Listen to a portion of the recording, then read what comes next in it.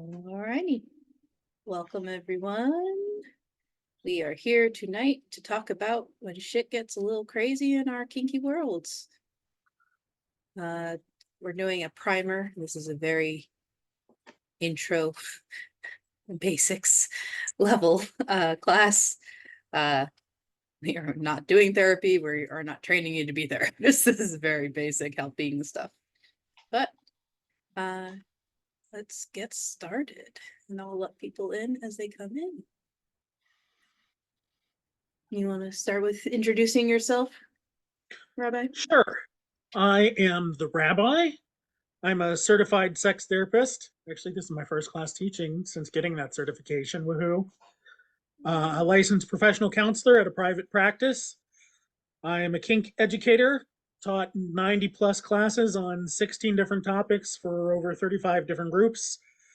I identify as a cisgender, ambimorous, gynosexual, sadistic, bratty, daddy, dom, he, him pronouns. 2022 Leather Leadership Conference New Leader Grant recipient. My website is synagoguebdsm.com. That's synagogue with an I because I'm extra like that. Well, I am very extra as well. I am Mistress Cass. I am also known in like more the counseling worlds as Cassandra Marina Jones, and I do sex therapy and clinical mental health counseling like the rabbi as well, just in Texas.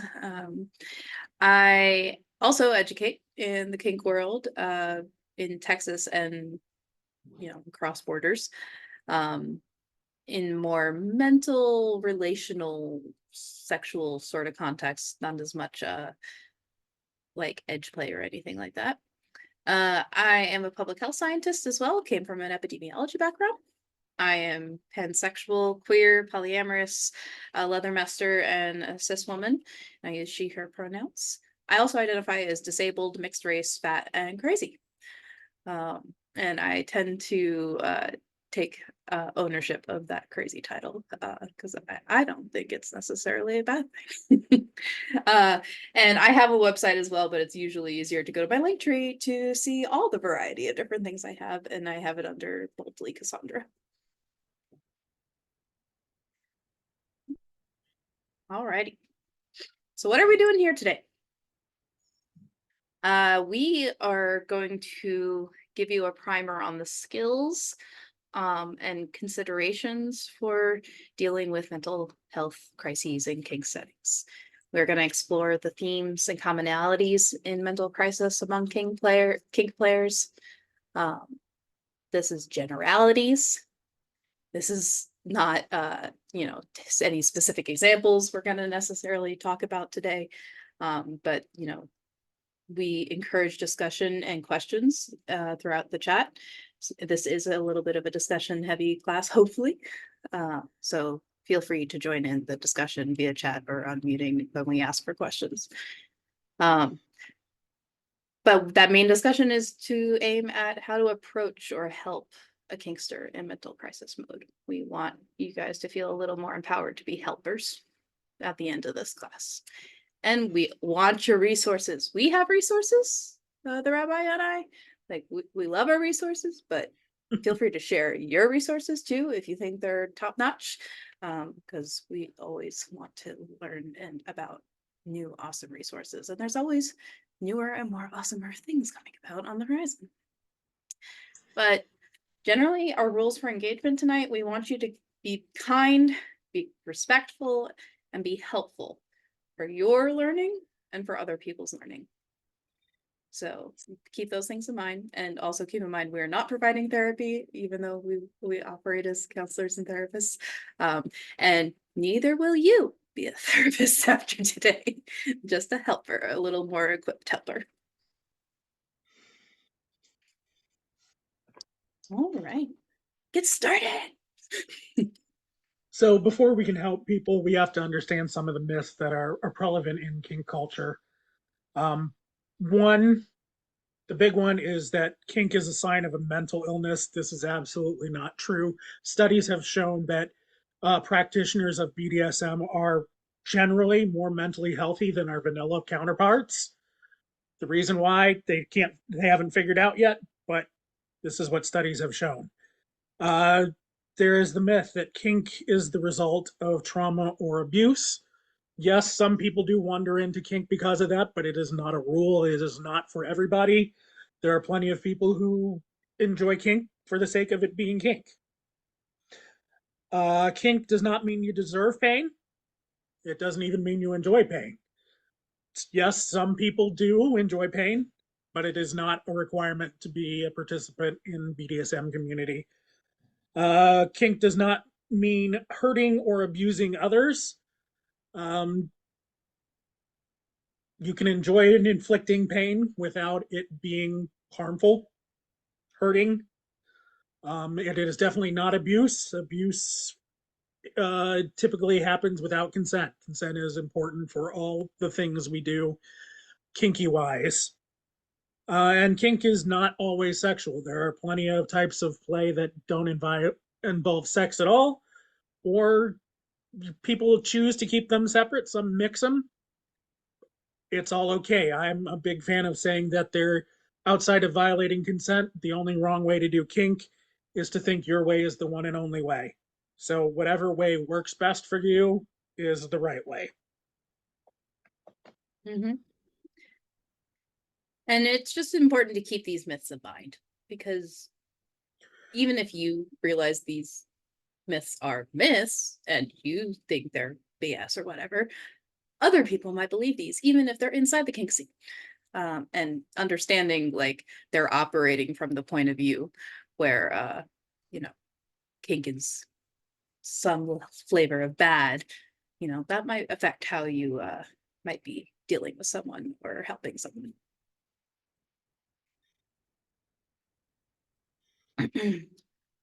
So a little mental health, more knowledge. I want you guys to understand possible causes of mental crisis, mostly so you can understand where people are coming from when they're getting a little crazy. And you're not going to like shame them or demonize them or anything. Generally, I think there's 3 broad categories of possible causes. But there's things outside this. There's good things that can cause mental crisis too. It's not always these negative bad things like stress, trauma, and identity or ethics clashes. In terms of stress, cumulative stress from daily life can become toxic. And so it can be a buildup factor. What seems very stressful, not very stressful in one dose can become super stressful if you have to endure it every single day. Things like, oppression in our society. One day of oppression wouldn't be, the worst thing in the world. You could probably get through one day if it wasn't so bad.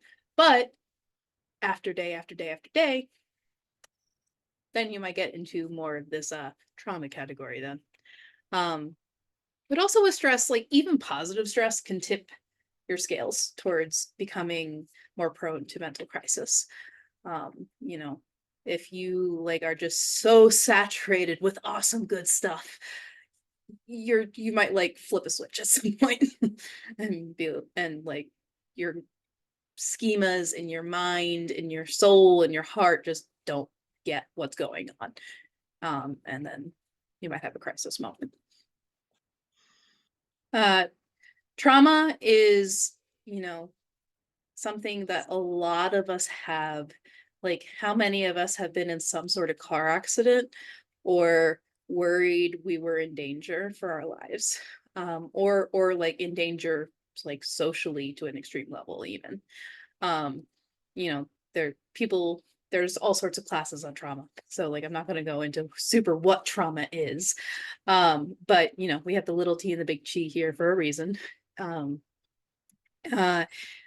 I just want you to know too, that sometimes the impact of trauma can happen years and years and years later, and there not be like much symptomology in between the event and like a crisis moment. It could just be a mix of triggers kind of thing. And it can seem to happen out of the blue. though it's not usually. The bill always comes due, as I say. The other category, identity ethics clashes, is when behavior clashes with a person's ethos or identity. They can sometimes lose it. This is like a paradigm shift is happening in them, and they're really struggling with that shift in identity or ethics. They'll have questions like, who the hell am I now, or am I a bad person? And like, those are terrifying questions, no matter, like, even if you are in a safe, capable zone, that can feel like a terrifying question if like you've just maybe like waterboarded someone consensually. Like, you might have to deal with that, am I a bad person, kind of thing coming up afterwards, even if you're prepared.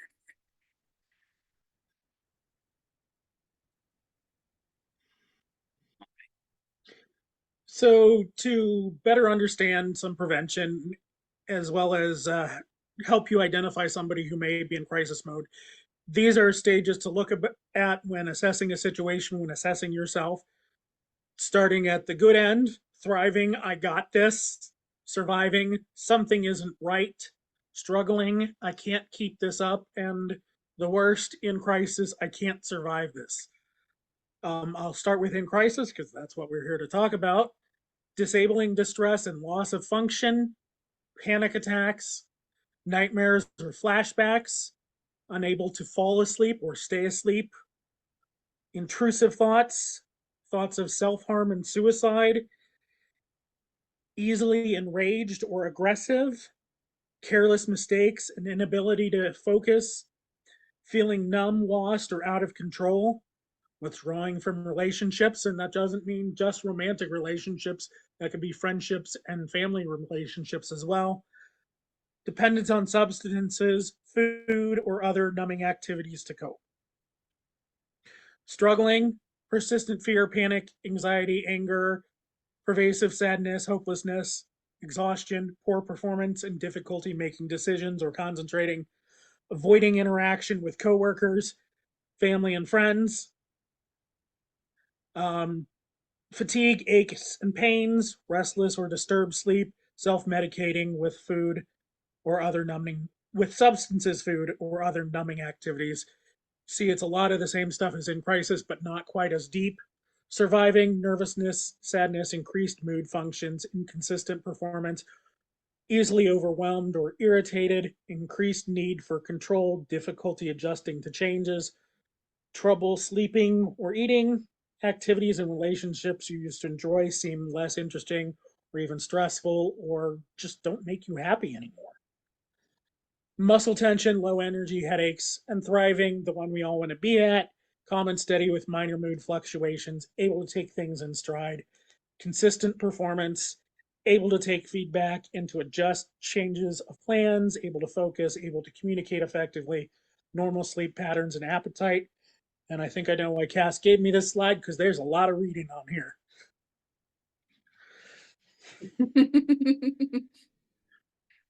But these are a good rule of thumb to identify where you are or where the person you're concerned about is.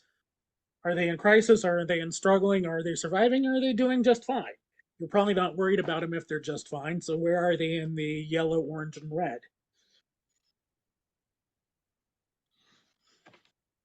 Well, and I want to encourage y'all to understand these different stages as like different levels to like help a friend out in.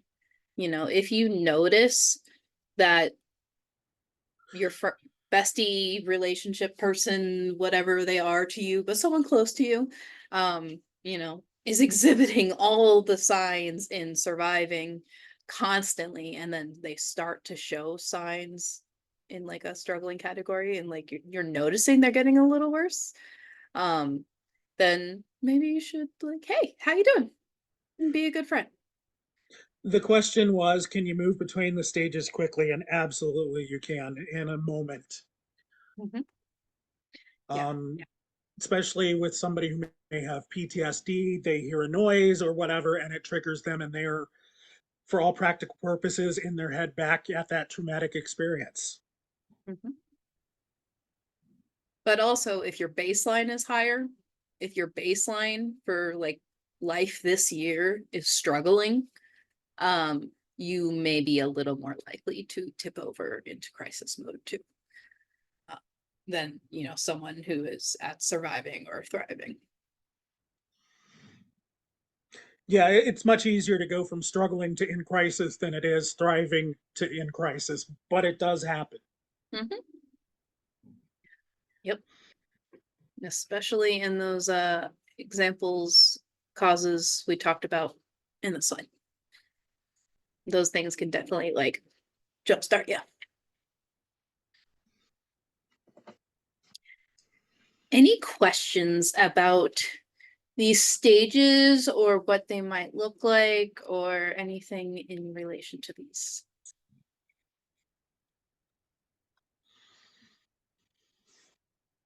And I will send out this recording later so you can look at it later. Okay. I often take the approach that mental health issues or crises are probably going to come up in your life at some point. Maybe not in a kink setting, maybe in some other setting, but 1 in 4 people experience a mental health issue at some point. So this will likely come up. These are more common crisis symptoms that you may run into. And we're gonna like introduce them so we can discuss like how to help and approach people in these symptoms. But there are a zillion possibilities about, you know, how people present when they're in crisis mode. It can look very different, but generally we have things like anxiety and panic attacks, which I imagine most of you are kind of familiar with those generally look like. Sometimes they're more silent and internal than external though. So that's important to keep in mind.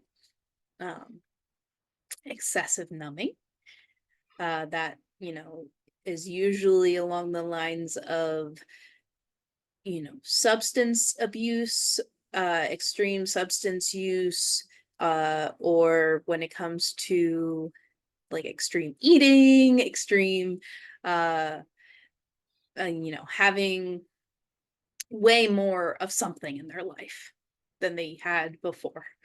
And it's a way to kind of almost relate to this other category next to it, a hallucination, disassociation, that disassociation piece. Sometimes numbing can go so far into just straight up disassociation where you're just checked out from reality, essentially.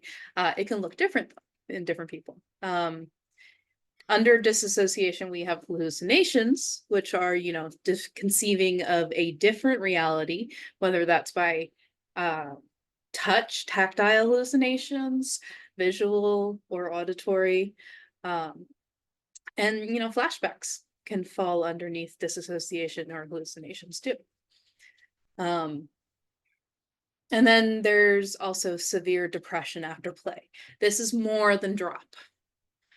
Most people have dealt with drop at some point in their kinky lives, and it's not a you know, big thing for everyone, but sometimes if life is stressful or like it was an intense enough situation, you might, you know, fall into some deeper depression, especially if you have a tendency for depression. And but you know, these can be, other symptoms can lead to crisis too. These are just what you might see more common.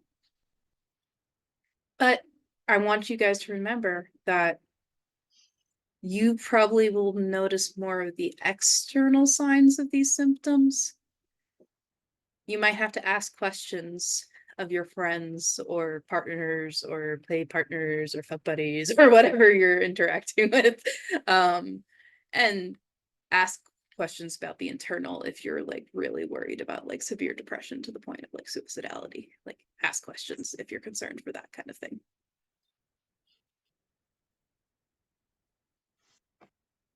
Take a sip. Alrighty. So now let's go into the skills we want you to kind of focus on developing to be helpers when mental crisis unfolds in a kink setting. There is way more training you can do on that. We'll share my favorite resource for training more on mental health first aid. But to be a helper, we think you need these 3 basic kind of core skills. Or at least this is part of your ethos of helping anyway. If someone is losing their shit in front of you and it seems connected to your play together, like you were, a best friend watching, chaperoning the scene, or you were at the top or the bottom in the scene, or you connected to it, and something happens, you have an obligation to try your best out. Even if, you really don't want to. If you can't, that's another exception we'll talk about. So let's start with the first skill. Active listening. Active listening is another skill that you can learn more about, but most of the time, listening carefully and reflecting on what you're hearing, reflecting it back to the person and like confirming, did I hear you right? Is that what you need? That kind of listening is so essential in crisis moments a lot of the time. Listening to a person often helps them feel better. And if it doesn't help them feel better, you've collected some valuable data to keep them safer. You're figuring out like, oh, they feel really, upset by this person in this room. Okay, we're gonna go to the other room now. You maybe haven't made them less upset in the moment, but you can listen to what they need or want. The other skill is more of a checking yourself kind of skill. We call it balanced positive regard. In counseling, we have something called unconditional positive regard, where we're like, as counselors and therapists, we're supposed to constantly think the best of our client, within reason, of course. But we want you guys to have positive regard for others, but also yourselves. Sometimes you're not the person that should engage with someone in crisis. You need to be able to check yourself and know if someone else is more equipped to handle the situation in the room. And you also need to understand too that you can do everything right in a situation and shit can still go wrong. And was it John Luke Picard who said it or something? Like you can do everything right in a situation and it can still go wrong. He said it to Data. So yes. Yep. And so like you need to remember that positive regard for yourself and others. If you are dedicated to doing your best to help someone, then you can feel better about yourself, and hopefully at the end of the crisis, the other person feels like they were helped and they're grateful for that. And then the other skill is the staying calm and staying positive side of things. This helps you mostly with establishing a sense of safety for the person again. But you may have a lot of hard time staying calm when someone is like freaking out or getting, really upset about something. That might be really hard for you to be calm. If you are wanting to become more of a equipped helper for crisis scenarios, learning how to stay calm and control your emotional regulation and such in really shit hits the fan situations will allow you to kind of flow into that energy of staying calm and positive a little more easily when it does come up. But you could do different things to help with that sense of calm. Everyone's different. I like meditation and kink play, especially rhythmic kink play. But everyone is different. I want to give a Something you special. Oh, Something you said I want to really highlight, though. Sometimes doing your best to help means finding somebody else who is going to help them better, whether it's because you're already experiencing drop or you have no idea what to do or you're internally panicking or this person over there has known them for 20 years, whatever it might be. Sometimes that is doing your best. mm-hmm. And that sometimes is so helpful. Like, oh, I don't know how to help you, but we're gonna find someone. We're gonna find the person you're looking for. Come on. I wanted to give a special note to those who negotiate not giving aftercare after a scene. Like that's part of your explicit negotiations. That's okay. But you also need to know that if a crisis happens after the play that you were connected to, you may have to give help anyway, even though you negotiated not to. In those situations, best bet is to be like, okay, let's go together and find your aftercare buddy that you had, pre-negotiated with your other partner or someone you're really close to, and you might hand them off. But you still might have to walk them over there, and you might have to give a little more aftercare than you negotiated to, and that's not okay necessarily, that someone demanded something of you that you didn't want to give, but then that just informs your next time that you maybe don't want to play with them again, and they might not respect your boundaries, but at the same time they might not have had a choice. They might have just hit crisis mode and needed that help in that moment. Yeah, and an example from my life, I saw somebody who wasn't getting aftercare. They didn't look good to me. I went over, I said, "Do you need anything? Can I do anything?" And they said, "I just need space."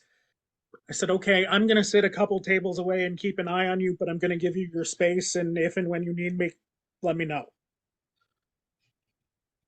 Yeah, and just acknowledging someone in that way might be what they need for help. Would be like, I was acknowledged, but yes, please, space. Okay.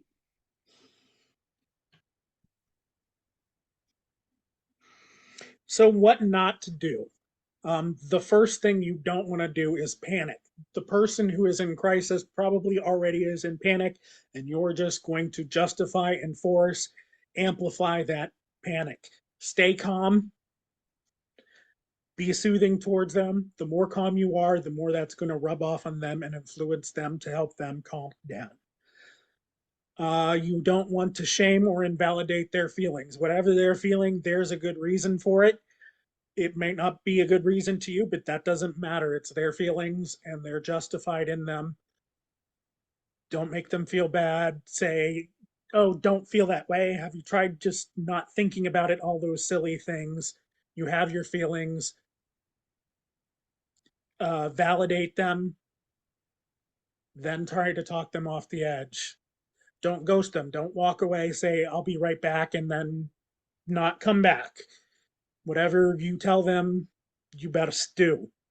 If even if you go and get somebody else who can better help, bring that person back. I'm going to leave you with them. Is that all right? That type of thing. And as the last resort, you won't want to call the police. There are all sorts of reasons not to call the police. So you want to put this as your absolute last resort. In 49 out of 50 states, you cannot, or BDSM is illegal for one reason or another. The typical reason is you cannot consent to be assaulted. So if you're calling the police, they might focus on the wrong thing and, arrest everybody. Um, they might not have a good understanding of what kink is, how the community works, assume everything is awful. Hopefully, they're well informed, but there's no way to tell. So that should be the last resort if the person is seriously threatening self harm. That's when you do it. Otherwise, wait as long as you can. Um, so, an example again, from my own experience, a few years ago at Frolicon in Atlanta, in the middle of dungeon time, imagine of hundreds of people engaged in kinky dungeon type activities, and the fire alarm goes off. It was not a drill. I don't recall if it was a false alarm or a very small fire, but the dungeon had to be evacuated. The dungeon monitors were very calm about it. They said everybody needs to stop what they're doing immediately and get the hell out of here. Um, Myself, I was not in the middle of the scene, so I went around and saw who I could help get out of there quickly. There were people tied up in rope and suspended and stuff. I don't know rope. I thought I would just make things worse, so I moved on. I found somebody who was bound with chains. I said, I'm going to help you unclip your partner here if that's all right. And he kind of nodded because he was unclipping things as fast as he could and tossing them to the floor. So we got her out, undone and out. But as you can imagine, there were dozens of people who were mid-scene and were having to be carried out because they were in such a mental state. But all the credit in the world to the staff for remaining calm and dealing with it the best they could. But yeah, keeping calm there was critical because there were so many people in crisis by not no fault of theirs or their play partners. It was just shit happened. And I see a question. Do y'all know if Warm Lines would report someone to the police, like some lines do, if the individual tells them something they're required to report? I offered a friend Warm Lines, the national access ones, but she didn't want to use them in case she accidentally shared too much personal stuff because she doesn't want to have to deal with the police or anything. Um, I They shouldn't. Mandatory reporting generally only applies to the elderly or children or animals. Why are you shaking your head? Because mandatory reporting can still actually apply to adults, depending as to what's happening if they're ready to harm themselves or others. So yes, mandatory reporting still adds to that. Hi everybody, sorry, a little bit Rabbi's partner. And social workers, so she Yeah. knows the mandatory reporting better than I do. Yes, so yes, mandatory reporting can sometimes happen even under adults. So if even under a warm line, their focus is to help somebody talk through a crisis and get them connected to the right people, to say, hey, can we can we get you connected with somebody? However, at the same time, if that person is perceived to be an immediate risk to themselves or others, and they're not able to be connected to the appropriate resource, however, Warm Line could potentially call the police basically as a well check to make sure, like, I know they've reached out, we're trying to talk them down, they're not coming down, I can't get them to a resource, this is the best we got. Even for them, 9 times out of 10, the police is also a very last resort. Yeah, Lady Steele has an entire class on BDSM and the law. I know one of the things she recommends is instead of calling it kink or fetish or BDSM, it is consensual power exchange activities. Yes. Because that doesn't sound as scary. Yep. It's all about how you represent it, though. That harm to self or others, and what kind of line you're talking to. If they interpret that as harm to self or others, they're probably going to call for a wall check. But different people interpret that differently. So you maybe want to know what hotlines to reach out to. Absolutely. We have one in the local area. Any other questions or what not to do sort of ideas or concerns?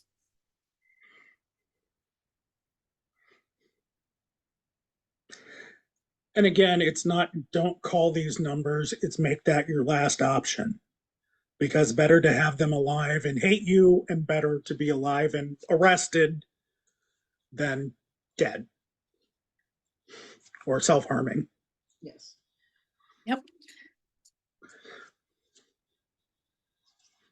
So we're at the sharing resources section. Share your resources. We're going to share ours.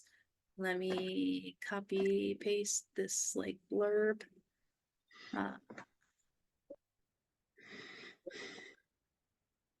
Do, do, do, do, do. Do, do, do.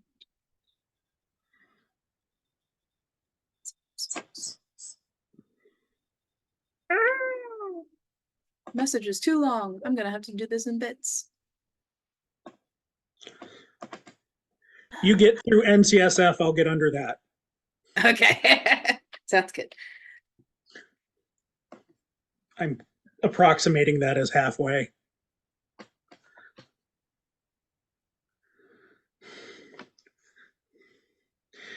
The question is there a possibility that the person who's subjected to a wellness check and potentially taken into psychiatric care has any legal basis to retaliate against you? I don't know. Is there a possibility? Typically, Not typically, yeah. There are usually in a lot of states, not everywhere, there is like Good Samaritan sort of stuff for like when you have genuine concern about someone. If you are calling for like the police to do a well check and like they find out you purposely did it to be an asshole, then there's other consequences. Like when people call in threats and things like then like it's a false report, and someone might get upset. But I don't think there is a retaliatory against when like if they take them into psychiatric care, they were worried about harm. So there was some worry there. So we pasted into chat a bunch of links to how to find a therapist who is kink aware, kink friendly, kink knowledgeable. You want to take the ones you put in, and I'll take the ones I put. Yeah, so I started with some general mental health resources. These are put together. I think this is the PK Pragmatically Kinking resource list, and another really good resource list for general mental health stuff. The mental health first aid link is in there. Most of the time you can find a mental health first aid training for free. Might take a little finagling and a little searching, maybe reaching out to a local mental health authority to see if there's any trainings you can get connected to. But you can usually find it for free. Mental health first aid is a little intensive of a training, but it's really helpful for anyone. You don't have to be like a helper, responder professional at all. Just an average citizen, and it really helps teach you these skills we talked about today, but also a lot more on how to like deal with stuff happening and how to deal with that all that. And I also posted the beginnings of our Need a Therapist. That is, the first suggestion is the National Coalition for Sexual Freedom has a kink aware professionals list that includes like not just kink friendliness, but polykink and all sorts of other stuff at kapprofessionals.org. NCS is wonderful. It is KNP professionals, not KNP therapists. So if you ever need a lawyer or other kink friendly individuals, you'll find them on there as well. NCSF is the people who got basically BDSM taken out of the DSM, which is the book that tells us Diagnostic and Statistical Manual. Yes, the Diagnostic and Statistical Manual, which is basically all the mental illnesses, simplest puts. Whatever, I can't talk today. There are unadvertised links in Psychology Today for both kink allied and non-monogamous relationships. Those are in there. The next one's yours. There's Stellar Professionals with stellarpro.co. That is another directory, but similar how Psychology Today might confirm the general mental health license of a therapist or clinician. This takes it to like the formalized training levels that some therapists and clinicians have, and qualifies them to get on the directory of Stellar Pro in BDSM, non-monogamy, queer issues, a variety of different things. But you have to have like a diploma of sorts to be like, hey, I did this thing to get in that directory. And then finally, there's ASEC, the American Association of Sexuality Educators, Counselors, and Therapists. It has a list of all the providers on their website, asec.org. While it won't tell you if they're kink or poly friendly, I can tell you they've probably had training on it at some point in time. They are going to be more knowledgeable than random therapists. They are going to be more understanding and open-minded. The challenge is there is not a lot of us out there. As Cass, I'm sure, will attest to, there's probably more in your area than mine, because there is one person within, I think, 60 miles of here. So if you go on most of those websites and search for my city, you'll find me and nobody else, or maybe one other person. So it is a challenge, and I think it's getting better every day. Mm-hmm. And telehealth has opened up possibilities. So licenses don't quite cross state lines yet, or it varies by state, but that is changing too. So if you live in, let's say, Cleveland, you could have a therapist in Cincinnati. That would be fine, even though it's 4 or 5 hours away. So that is something else to keep in mind if you're wanting or needing a therapist. And evaluate these resources for yourself. If you feel like you might be prone to a crisis moment at some point, if you want to like clear like which ones you feel comfortable with, you can identify that then in a moment of like, hey, I know that I need to go to the hospital at this point, but don't take me to that hospital. Take me to this hospital because I know they have, a program that is like friendly to, my issues that I have. I've done that myself because like I said, I am crazy. I have bipolar disorder with a history of psychosis. So I've researched and told my like main partners and consistent play partners, if it gets to the point where they can't keep me safe and I'm like a harm possibility, this hospital, not that hospital. And because I would feel much safer, honestly, at some hospitals versus others. Alrighty. Case example time, case study time, more discussion. Alrighty. So who gets to choose which one we start with is whoever has a multiple of 4 dice closest to them. Pull it out and roll it and tell me who we're doing. This is a kinky crowd. I assume at least one of you has a dice within arm's reach.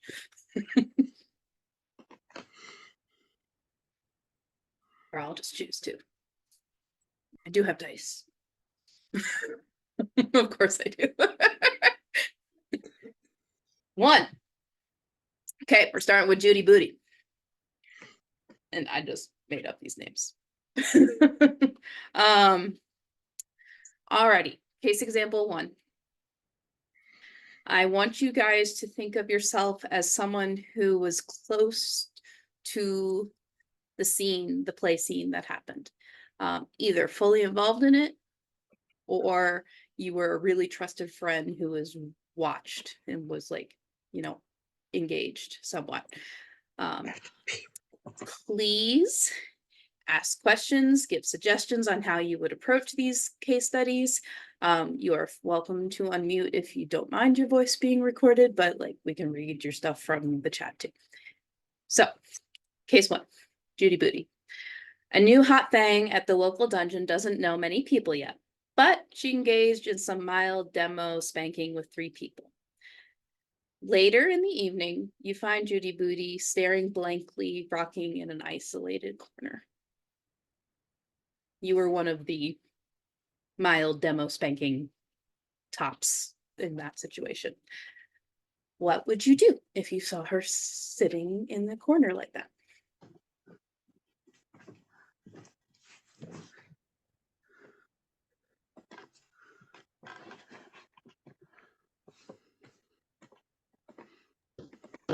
I'll take a shot at it.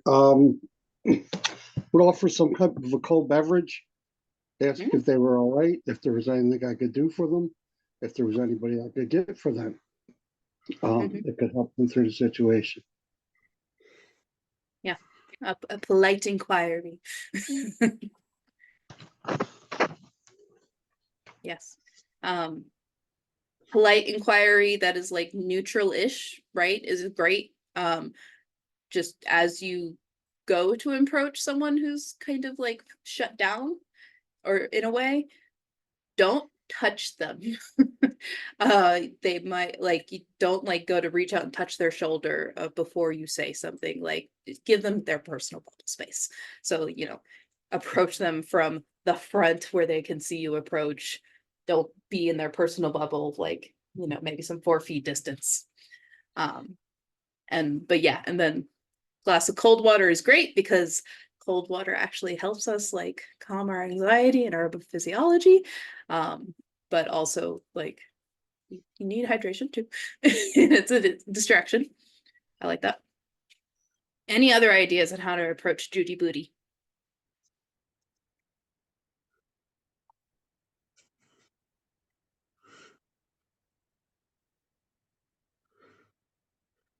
From the comments, one thing that someone once told me is that you have to be aware of how you present. If you're a large male presenting person, it may be better to find a smaller female presenting person to do that. Absolutely. Yeah, that's very realistic. I am very aware of my body language in a session and to make myself come off as non-threatening because I am a large presenting male person.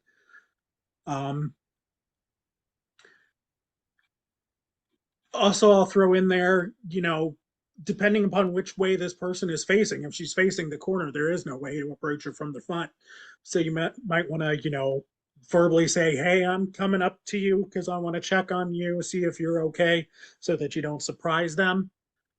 But this might be a tough time to do, as I mentioned before, watch them from a few tables away, let them do their thing until they're ready to let you or somebody help them more. Mhm. But definitely give that invitation that like, I am here if you need something, like kind of thing. Because they might not like have much of a thing going on. They might just be like processing, like, and maybe they rock when they process. That's possible. Yeah, and if you can't find a smaller presenting female presenting person, you can sit on the floor and make yourself smaller. Mhm. And you can definitely, you know, modulate your tone and too, so that you're like, your tone is friendly, your energy is friendly, and not like, as well as the physical presence too.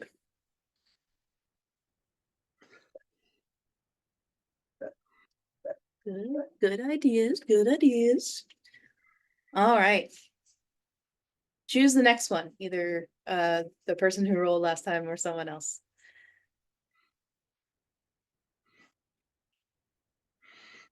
Thor. All right. Case study of Master Damien. Master Damien is a 30-year kinkster and community leader. He is also a military veteran and edge player. He engaged in topping an interrogation waterboarding play earlier at a party, and later on, fireworks going off nearby trigger a dissociative state. We are saying like PTSD sort of flashback dissociative state.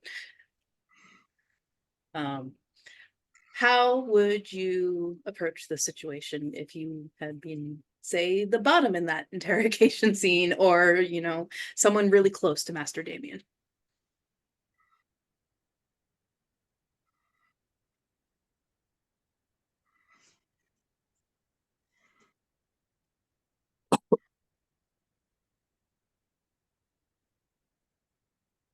Did you want to say something? Yes, I would basically tell them that, their feelings are valid, that they're seeing and hearing what they feel they are seeing and hearing. And again, offer a cold beverage, talk them very calmly, talk them down, say, we just had a great scene together. I understand the situation you're in. And, just go on from there very calmly, just talk to them, just try to talk them down, but also listen. I've been in that situation. I don't have 30 years experience, but I've been in that situation and it was not handled properly. Let's put it that way. From the chat, if they're not responding at all, then just make sure they are safe and stay with them. And part of the safety point of this is just, it might just be as simple as bringing them inside a different place than where the fireworks are, removing that stimuli.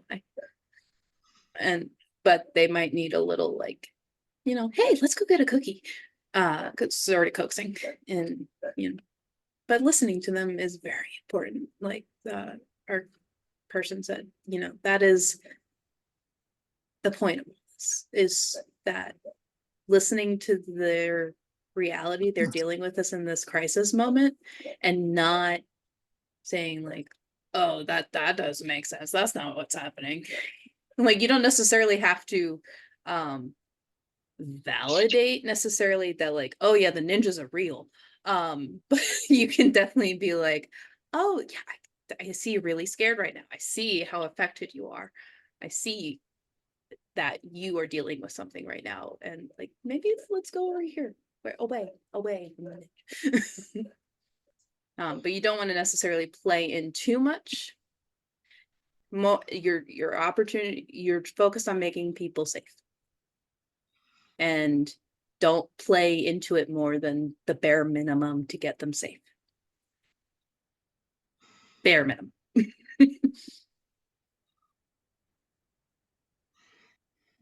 And that's if they engage with you. Like the person said, if they're not responding at all, they might need to just, scream and then like calm down, or they might, just thrash around for a little bit, and that might be okay for them. Like, who knows? Some people are okay with a mental crisis here and there, and they don't think of it as a bad thing. Some people think of it as even a spiritual activity. So you don't want to necessarily over respond. You don't want to, just because someone is maybe disassociating or having an hallucination, necessarily call for reinforcement unless you're really concerned about the harm piece.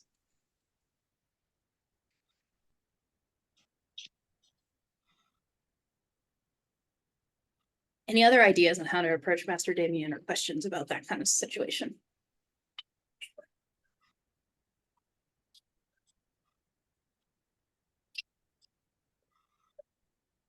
Okay. Next one, 2 or 3.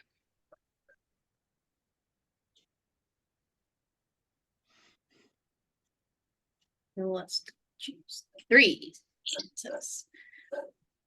All right, so case study 3 is Slave Emeritus.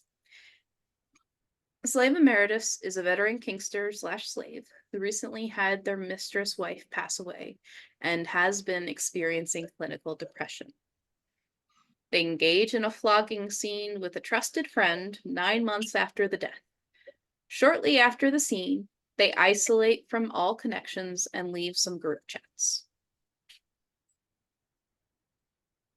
If you were the trusted friend from the flogging scene, or another really close friend, and you were witness to this sort of behavior in Slave Emeritus, how would you approach the situation?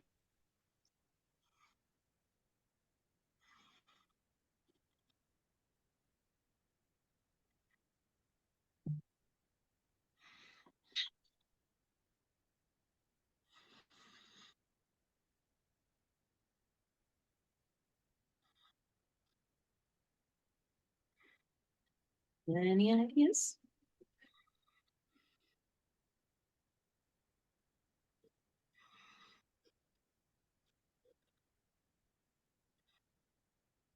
All right. You can also think about how you might want to be approached if you ended up in a similar situation as slave emeritus. Someone From the said, yeah. If I'm a good friend, connect and arrange a meetup. Hmm. Hey, I've noticed you've been quiet. I want to see you. Let's do the thing. Yeah, and one thing the two of us talked about in prepping for this class is we're always in the kink world talking about enthusiastic consent. You need that for sex, you need that for BDSM activities. You don't need enthusiastic consent to say, hey, I'm going to drop a pizza off on your front porch. If you want to talk to me, cool. If not, I'm just going to leave it here because I want to make sure you're eating. Mhm. And sometimes we have to risk a slight damage to a friendship if we are really concerned about someone. Sometimes being a good friend is risking like a little hurt. You know, they might slave emeritus might be a little upset if you show up you know, announced, but like if you just like kind of barge in a little bit, like, hey, I'm coming over after I get off work, um, they might be a little upset. But if you're really concerned about like possible suicidality here, then it might be worth that upset. You know, and that's important to think about, is like, is it worth them being upset with you if you've prevented a possible suicide? But yeah, I would let them know you're going to show up though. Don't just show up. Like you could be like, hey, after work, I'm showing up pizza. If you slam the door in my face, fine, but I'm showing up.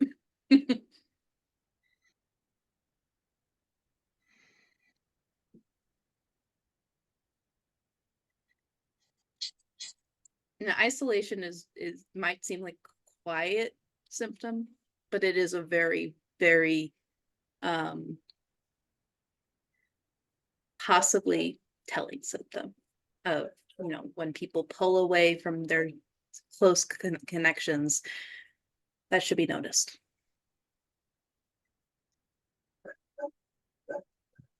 Okay. Any other ideas on how you would possibly like go about this more smoothly or friendly like?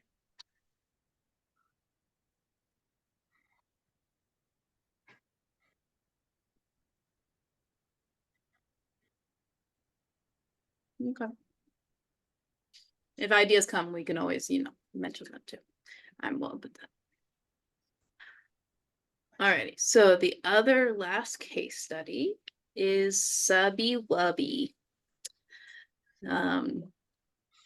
Subby Wubby is a kinkster with a few years of experience being a pain slut and sub. She generally avoids serious relationships and plays casually, but is now in a serious relationship with you and you play regularly. It's putting you in top, I guess. um, one play, she seems to have an anxiety attack while bound, and after you ask if she is okay, she begs you to continue despite hyperventilating and crying. Oh, we can go back to number 3. I see another comment. I think if I knew the person, I might be keeping in close contact before the incident anyway, on the assumption that they would have hard times. Prevention, yes. Ding, ding, ding. Always good to be anticipating possible drop or worse, especially if like someone lost a loved one recently. Important. Thank you for that. But yeah, Subby Wubby. Subby Wubby is bound up and sobbing, crying, and you did not talk about this as a possibility that could happen. Like, this is just happening. This is not something that was like planned or thought about. And you're like, what the fuck? This is very different than every single play we've had before. This happens. What do you do as the top in that situation?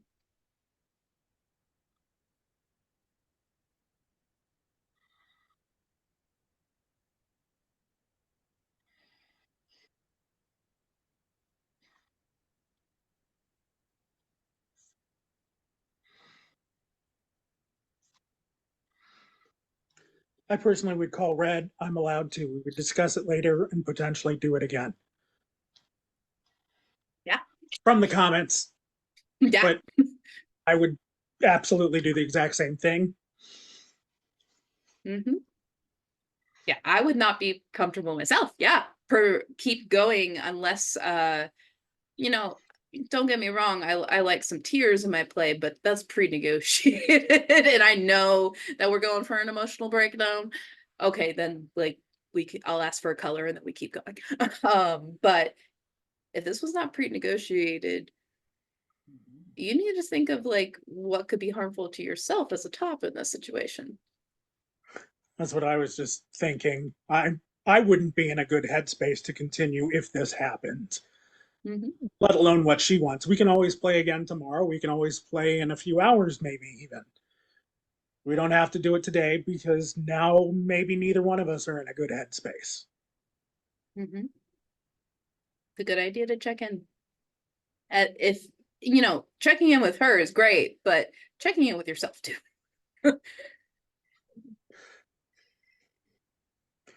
Yeah, I mean, I would not be in a good headspace if I thought I gave somebody a panic attack through our play. Yeah, no, I would.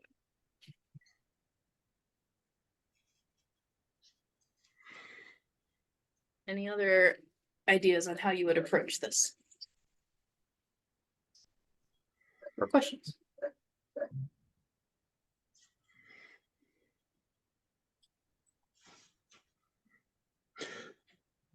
I mean, since this person is in a relationship with me and someone I play with regularly, this would be a case where physical contact could be a good thing. Hugs, holding, whatever to get everybody to calm down. Yourself, them. And that especially when you have a close relationship with someone, like if it's an established part of your like relationship that there's casual touches and hugs and comfort, like engage with those.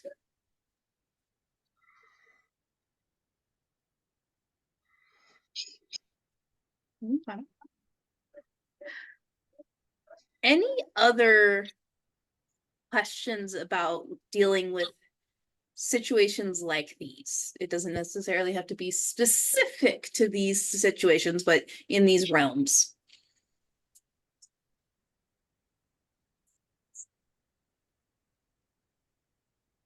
Well, actually, the last one kind of reminded me of something that happened with Little Bit. Are you okay with me sharing? Yeah, that's fine. We were doing pony play for the first time, and I decided we didn't negotiate it. It was a surprise thing. We do have blanket consent between each other. Wasn't way out of there, but I decided to give the pony a bath. You didn't know to tell me, or you didn't remember to tell me that.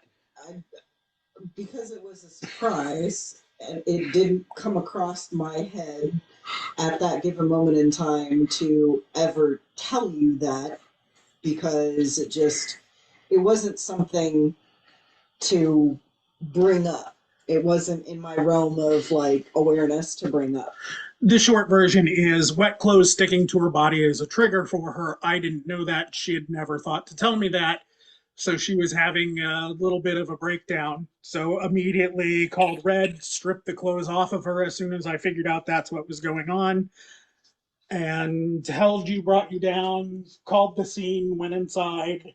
Got a dry towel. Because dry towels are actually good. But it was hugs and a dry towel and going into, like a chill out space and lots of breathing and talking through and, refocusing as to, bringing me out of the spot that I was in. But yeah. So yeah, I mean, that example is definitely something that happens to the best of us, to people who've played together dozens of times. Quick question from the chat. My partner has panic attacks in the past. She doesn't like me to calm her, but accentuating calm breathing works. Do you know if the approach is to be avoided or it depends on person to person? whatever works with that person works with that person. Yeah. I wouldn't say this is to be avoided, but if she doesn't like it, don't do it. And generally that matching of breath and calming breath, like attuning a breath with someone who is in crisis mode is maybe a little more commonly helpful than maybe saying to someone. Like if you match breathing and like inaudibly breathe, sometimes that will help people calm down and they'll match that calming breath. Not always though. So, question from the chat. Over the years, as licensed counselors, have you noticed any generalized distinctions between what can be particularly effective at helping yourself versus helping others when it comes to crisis? Obviously, individualized coping strategies would be best, but as people who are already knowledgeable about this subject, has anything stood out to better dig oneself out of crisis, being yourself back to safety and capable once more than even be able to use resources, healthy coping strategies, basically any generalized advice to recenter yourself in your own mental crisis? Like you kind of put it in there a little bit, recenter a little bit. Yeah. If you're looking for like a mindfulness technique, I'm a big fan of the five senses one, which is basically a way to interrupt the negative thinking. Five things you see, four things you touch, three things you hear, two things you smell, one thing you taste. You list those things out loud or in your mind, whatever works best for you. Don't worry too much about what sense goes with what number, although it is easier to five things you see than five things you taste. Focused breathing. Take a piece of paper. The long end is breathe out. The tall end is breathe in. Or is it the other way around? Either way, you hold it, you turn it, you hold it, you turn it, and match your breathing to that. Yeah, I really like using breathing. Like when I deal with my own crises and stuff, I don't like numbers and counting and remembering details. Doesn't work for me. So I just remember, okay, extend my exhale, and that helps with my anxiety that I'm dealing with. Just extend it. Just don't focus on like it has to be 4 counts, 6 counts, 8 counts, whatever it is, because I'll get hyper perfect and hyper vigilant about being perfect with my breathing, and then the anxiety gets worse. But I really like imagery, using imagery too. I use a lot of imagery of like breathing in light or gold smoke or something like that, and then breathing out black smoke and like the ick of the world. And imagery works a lot for a lot of people. If you have a good imagination, not everyone has like object stuff in their imagination. Some people like have a blank mind sometimes when it comes to that kind of thing. And so imagery might not work for everyone, but I like it a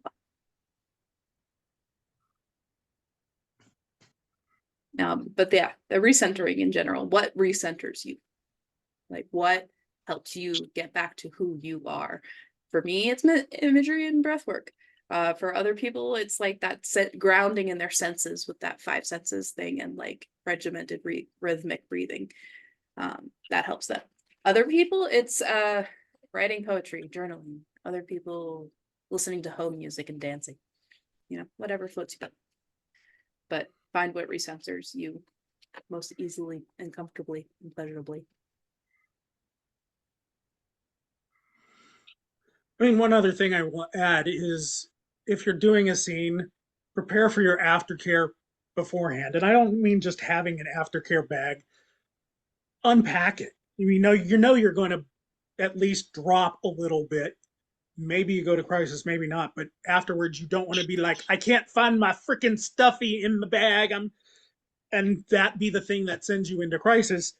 Unpack the bag, put everything where you're going to want it when you're done with the scene as prevention. Do favors for future you.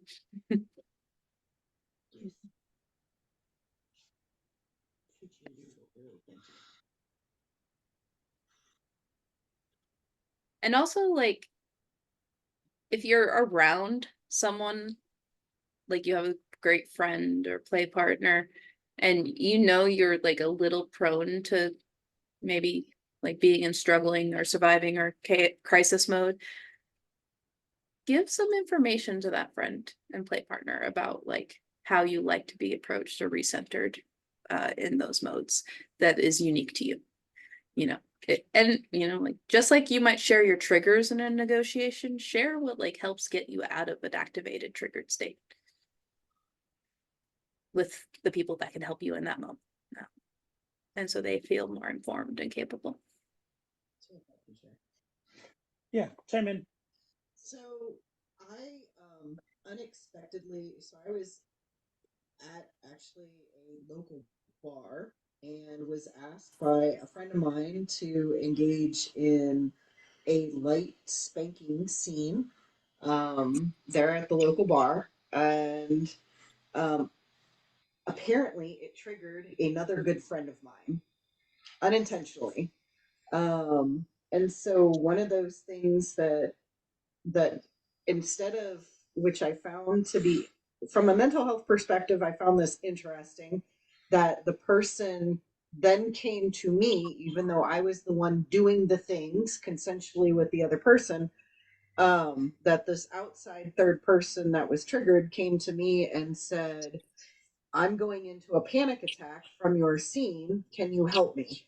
Um, so and they had the wherewithal to be able to give me that much, followed by, all right, um let's kind of work through right here, what is it that I'm doing that I need to do in order to help reset you back to normal, to kind of work through it. In this case, this individual wanted like squeezing hugs because they were feeling kind of just coming apart, and they were able to kind of get that out so that way, I could just squeeze hugs back, for them. I was able to give, like, just a, hand rubbing up and down the back as kind of a grounding thing to, just, all right, you know, this is where we are. We're both going to breathe, take a deep breath for me, that type of thing. So I found it rather helpful that, that individual was able to give me at least a little bit of something. And I was able to kind of take it from there in order to help them, reset and everything like that. But that was one of those, oh shit. It triggered somebody outside of the scene, and that type of thing. But it was also a good friend of mine that, even though I was the one that was doing the things and I was the one that unintentionally set that off, they felt comfortable enough to, can you help me reset myself?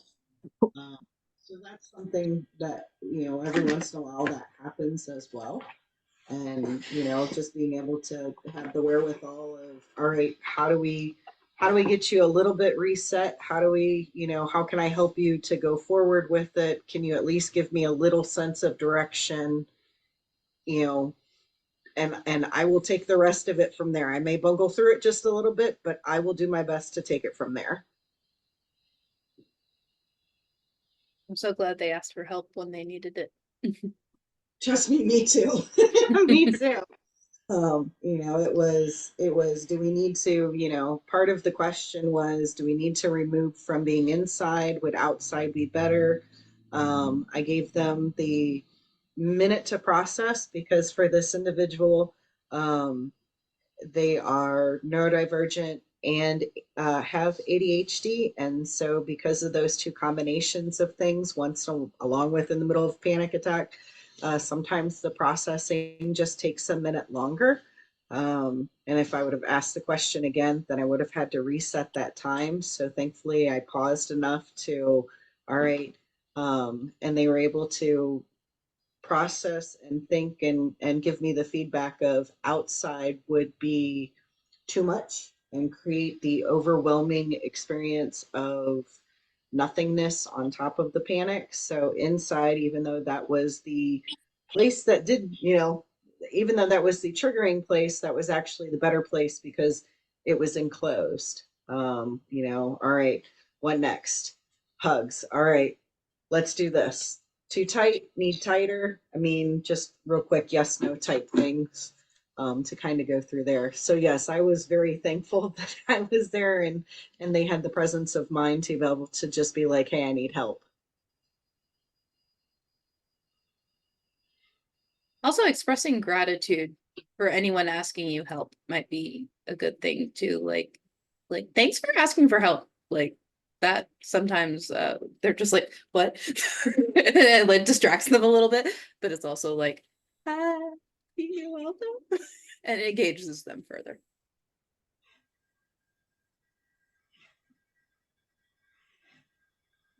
All right. Any other questions, examples, concerns about the case examples, situations, or anything? Because we are towards the end.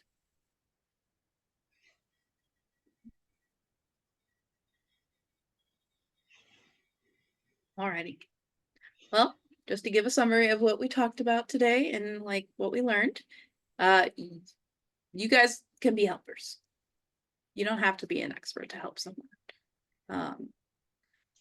Remember, the prevalent myths about kink can sometimes get in the way of being happy and healthy. So people might still be in those and modes of myths, and they might make the crisis a little stickier sometimes. Be aware of these myths and their impact when helping someone in a crisis mode. And that is connected to the resources stuff too. There are many possibilities when helping someone in crisis mode, but listening first is usually your best bet. Many times people in crisis know what is best for them in the moment and will tell you how to help them if they know. Like, and a lot of times they'll like, they can answer a yes or no question at least. Like, would it be good if I can do this? Would it be bad? Is this helpful? You might have to limit to like close-ended questions. But please, please, please, please, please remember you don't have to be the lone helper. You can ask for other people to come into a situation. You can ask for other friends to help you, call in resources, give the person in crisis mode to someone who is better suited for the crisis mode. You know, it's okay to ask for help when you're trying to help others. Like, you don't have to do it alone. Please remember that main point. But also don't crowd people, I guess, too. So speaking of expressing gratitude, I want to thank you for inviting me to help teach this class with you. For those who don't know, and I'm going to keep this intentionally vague, a couple weeks ago, there was somebody in very much crisis in a community that I have some ties to, not my local one. It didn't end well, and I was definitely struggling with what I could do to help. And Cass was wonderful enough to say, hey, I have this class. Do you want to help teach it with me? And of course, I jumped on it. So thank you very much for helping me out with my struggle. I see you. And thank you for helping me do this, because I really prefer to give diversity of thought and experience when doing these topics. And I think it is helpful for not just both of us as educators, but everyone who contributed today. Thank you for sharing your different questions and stories and concerns. They help make the helping better. Yes, thank you for everybody for attending. That also helps me feel better, like I'm doing something, that I'm educating people. So if somebody else experiences a crisis, y'all can help. Mm-hmm. Yep. And so this recording will be shared. I'll share it with every ticket holder. And I usually give permission, like ticket holders can watch this, and you're like big serious partners in your life that you interact with a lot of the time, like, can watch it too. Like, I like to spread the learning. So like, yeah. the people that are around all the time, like they need to know these things too. So you can share it with those people as well. But yeah, don't be like posting this openly on Bet or something, because we want to make sure that people's things that were brought into the chat today aren't necessarily shared without knowledge. But okay. Any questions? Last opportunity before I hit stop recording. Okay. Thank you guys. See you later.